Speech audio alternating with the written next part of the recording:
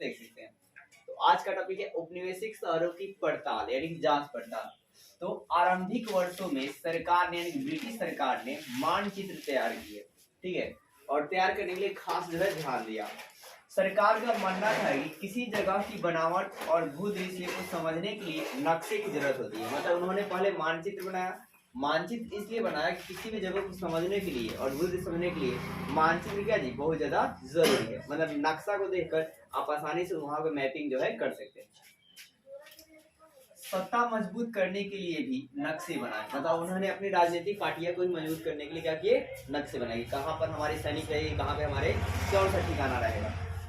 फिर क्या 19वीं शताब्दी में वार्षिक नगर पालिका कर असुली के जरिए, वार्षिक नगर पालिका वर्ष में कर असुली के जरिए शहर की रख रखाव के लिए पैसा जो है इकट्ठा किए। मतलब आपका है क्या, 19वीं शताब्दी में वार्षिक नगर पालिका कर वसूली किए, ठीक है। नगर पालिका से उन्होंने एक वर्ष में कर वसूली किया और वो भाई साहब किसके, शहर के रख रखाव के लिए। फिर नगर निगम की गतिविधियों जो है नए तरह के रिकॉर्ड पैदा हुए। नगर निगम के गतिविधियों से नए तरह के रिकॉर्ड पैदा हुए जिसे नगर पालिका रिकॉर्ड के रूप में संभाल कर रखा जाने लगा। मतलब नगर निगम की गतिविधियों से क्या हुआ कि बहुत तरह के रिकॉर्ड उत्पन्न हो रहा था। उन रिकॉर्डों को क्या किया गया कि नगर पालिका रिकॉर्ड्स के रूप में संभाल कर रखा गया। फिर 19वीं सदी के मध्य में स्थानीय स्तर पर क्या हुआ कि जनगणना हो चुकी थी। तो 19वीं शताब्दी के मध्य में क्या हुआ, स्थानीय स्तर पर क्या जनगणना हो चुकी थी। तो पूछा जा सकता है कि स्थानीय स्तर पर जनगणना कब हो चुकी थी, तो 19वीं शताब्दी में। फिर अखिल भारतीय जनगणना का पहला प्रयास कब हुआ था, 1872। ये आप याद रखिएगा कि अखिल भारतीय जनगणना का पहला प्रयास कब हुआ था, 1872 में। फिर दूसरा 10 साल बाद कब हुआ था जी, 1881 में। यानी कि जो जनगणना होती है वो कितने साल के बाद होती है, तो 10 साल के बाद होती है। और यह लिंग, जाति, व्यवस्था इत्यादि के आधार पर हुआ था। ये जनगणना जो है ना किस आधार पर हुआ, लिंग पर आधार पर, जाति पर और जो क्या जी, लिंग के आधार पर सोच रहे मेल और फीमेल के आधार पर, फिर जाति के आधार पर कौन सा मतलब कास्ट के आधार पर, और फिर व्यवसाय के आधार पर जो है हुआ था।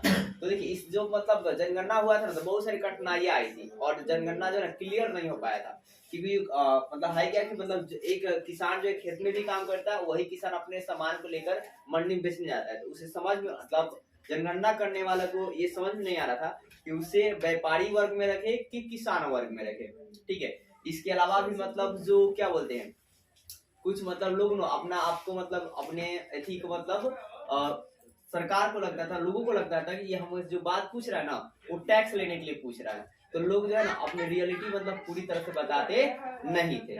उसके बाद भी जो जब जनगणना हुआ तो मतलब जो नाम भी है बहुत सारे गड़बड़ हुए। इसके अलावा भी जो ऊंचे मतलब पद के लोग होते थे या ऊंचे घराने के जो लोग होते थे, अपनी पत्नी का नाम जो है या अपनी औरतों के नाम जो है नहीं बताते थे, ठीक है। तो इस तरह जनगणना करने में बहुत सारी दिक्कतें आई। तो यहाँ से भी एक सवाल बन जाता है, जनगणना में कौन सी कठिनाइयां सामने है उसका जो है बताइए। तो आप क्या बताएंगे कि जनगणना में जो है मतलब पहले तो लिंग, जाति, व्यवसाय के आधार पर जो है जनगणना किया गया था पहली बार, ठीक है।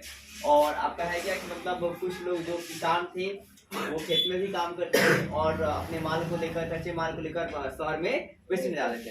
अब इस समस्या में था कि उन्हें व्यापारी वर्ग में रखा जाए कि किसान वर्ग में रखा जाए।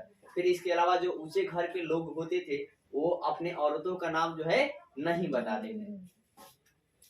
अब है क्या, देखिए बदलाव के रुझान। तो 1800 में देश की आबादी क्या थी, धीमी रही, लेकिन 1900 से 1940 तक आबादी जो है 10% से बढ़कर कितनी हो गई, 13% जो है तेजी हो गई। फिर आपका बम्बई मद्रास, क्या जी, बम्बई मद्रास विशाल शहर बन गए। मतलब 1900 से 1940 के बीच में क्या हुआ कि बम्बई मद्रास क्या हो गया, विशाल शहर बन गया।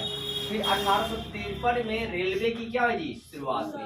पहली रेल कहाँ से कहाँ चली थी, मुंबई से थाने, ठीक है। मुंबई से कहाँ चली थी जी, थाने चली थी। और आपका जब रेलवे चली तो ये आर्थिक गतिविधियों का केंद्र जो है दूर दूर तक जाने लगा। मतलब जो अंग्रेज का मतलब जो व्यापार है ना, अब वो पास में नहीं, अब वो दूर दूर भी होने लगा, ठीक है, रेलवे की सहायता से। अब प्रत्येक स्टेशन जो है कच्चे माल का संग्रह और आयातित वस्तुओं का वितरण केंद्र था। मतलब प्रत्येक जितना भी स्टेशन होता था ना, वहां पर क्या होता था कि कच्चे मालों का संग्रह मतलब इकट्ठा किया जाता था, ठीक है ना, वो केंद्र था। और आयातित जो वस्तु आता था ना बाहर से, जो वस्तु बाहर से आती थी उसका वितरण वहीं से जो है किया जाता था, स्टेशनों से। अब है गंगा किनारे स्थित मिर्जापुर के ढक्कन से, गंगा किनारे मिर्जापुर क्या जी, ढक्कन से कपास सूती संग्रह केंद्र था। कपास और सूती क्या था जी, संग्रह केंद्र था। लेकिन जब ये आपका रेलवे अस्तित्व में आ गया तब यह आपका है क्या, पहचान क्या लगेगा, खोने लगा, मतलब इसकी वैल्यू क्या होती है, थोड़ा कम पड़ जाती है जब रेलवे की शुरुआत हो जाती है। फिर आपने ब्रिटिश गवर्नमेंट ने क्या, कई रेलवे वर्कशॉप बनाए, जैसे क्या भाई साहब, जमालपुर, क्या जी, जमालपुर फेमस है, वाल्टियर और क्या है, बरेली। तो आपसे पूछ लिया था निम्नलिखित में कौन सा रेलवे वर्कशॉप जो है नहीं है, तो इन तीनों को छोड़कर जो ना होगा वो क्या होगा, नहीं होगा। खासकर ज्यादा निम्नलिखित में कौन सा रेलवे वर्कशॉप है, ज्यादा आंसर क्या देखने मिलेगा, जमालपुर, क्या मिलेगा जी, जमालपुर। फिर आपका देखिए है क्या, नए शहर, ये आपका अलग मीटिंग है। तो 18वीं शताब्दी में क्या हुआ कि मतलब मद्रास, कलकत्ता, बम्बई, क्या जी, मद्रास, कलकत्ता, बम्बई, याद है आपको, मद्रास, कलकत्ता, बम्बई महत्वपूर्ण बंदरगाह बन गया। क्या बन गया, महत्वपूर्ण बंदरगाह बन गया। अब मद्रास में जो है ना, कौन सा भाई साहब ऐसा इलाका था, तो फोर्ट सेंट जॉर्ज। तो पूछ लिया जाता है कि फोर्ट सेंट जॉर्ज कहाँ है, तो मद्रास में, क्या जी, मद्रास। मद्रास के आधुनिक नाम क्या है, चेन्नई, क्या जी, चेन्नई। अब आगे देखो भाई, कलकत्ता में क्या था, फोर्ट विलियम था। फोर्ट विलियम कहाँ है, ये पूछता पेपर में, तो क्या है जी, कलकत्ता में। फिर आपका है क्या, फोर्ट सिर्फ कहाँ है, तो बम्बई में, क्या है जी, बम्बई में। और इन तीनों इलाकों में कौन रहते थे, तो ब्रिटिश आबादी रहती थी। कौन रहती थी, ब्रिटिश आबादी, मतलब ब्रिटिश वाले जो है रहते थे। फिर अब व्हाइट टर्न और ब्लैक टर्न, ये क्या बात थी, इसी की बात है, इसी आपका नए शहर में ही। तो यूरोपीय जिसमें रहते थे उसे व्हाइट टर्न कहते थे, इसे गोरे लोग भी का गोरा शहर भी कहा जाता था। और जिसमें भारतीय रहते थे उसे ब्लैक टाउन का नाम जो है दिया जाता था, इसे सावना भी कहा जाता था। फिर 1850 में बम्बई में सूती मिल लगी। 1850 में क्या लगी, बम्बई में क्या लगा, सूती मिल लगा। और फिर आपका है क्या, तिर्यक क्षेत्र में, क्या जी, तिर्यक क्षेत्र मतलब है क्या, टर्टियरी सेक्टर या सर्विस सेक्टर, क्या जी, सर्विस सेक्टर में जो भी कामकाजी आबादी होती है उसे सेवा क्षेत्र में रखा जाता है। बस इतना ही प्रश्न आएगा कि कामकाजी आबादी जो होती है उसे किस क्षेत्र में रखा जाता है, तो तिर्यक क्षेत्र में या टर्टियरी क्षेत्र में या सेवा क्षेत्र में रखा जाता है। जैसे मान लीजिए आप जॉब करते हैं, तो जॉब वाले बंदे जो है किस क्षेत्र में आते हैं, तो सभी कहते हैं सर्विस सेक्टर में आते हैं, ठीक है, मतलब सेवा सेक्टर में आते हैं। अगर आप बैंक में काम करें तो आप किस क्षेत्र में आएंगे, तो सेवा क्षेत्र के अंतर्गत आओगे।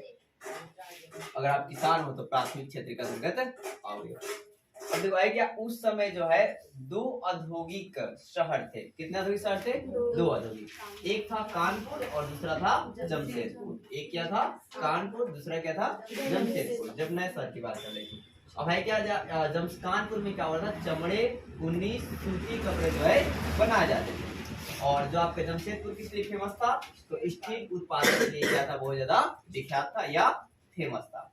और ये जो मतलब कानपुर वाला जो है ना कंपनी, अब आपका ये बंद हो चुका है, क्योंकि ये इन चमड़े और ऊनी और सूती कपड़ों से, मतलब इनसे सूती कपड़ों से कम, ऊनी से कम, लेकिन जब चमड़े का जो काम होता था ना, उससे क्या हो गया, ज्यादा मात्रा में क्या था, मतलब कार्बन डाइऑक्साइड गैस, SO2 गैसें निकल रही थी। इसके अलावा चमड़े के मतलब सफाई के लिए गर्म पानी का इस्तेमाल किया जाता था। और उस गर्म पानी को क्या कहता था कि नदी में डायरेक्टली प्रवाहित कर दिए जाते थे, ठीक है, बिना कोल्ड किए हुए। जिससे क्या होता था, उस नदी में क्या होता था कि अनेकों प्रकार के बैक्टीरिया उत्पन्न होते थे। और फ्लोराइड की मात्रा, उस नदी में फ्लोराइड की मात्रा ऑटोमेटिक क्या होती है, जब ठंडा पानी में गर्म पानी ज्यादा जाएगा तो फ्लोराइड की मात्रा बढ़ जाती है, जिससे इस नदी में मौजूद जो जीव जंतु होंगे वो क्या होते, मर जाते हैं। और इसको देखते हुए सरकार ने क्या किया, इस पर रोक लगा दिया।